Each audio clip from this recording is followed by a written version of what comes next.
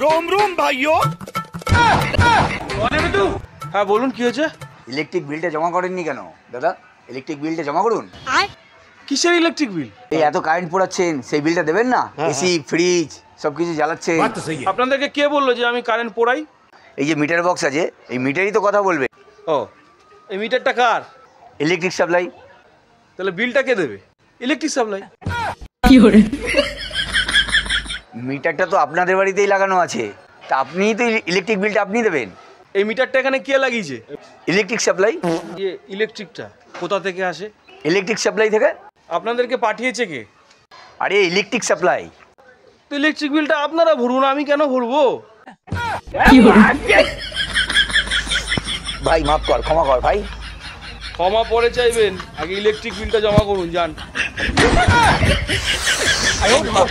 বাড়ি চলে যাবো, বাড়ি চলে যাবো।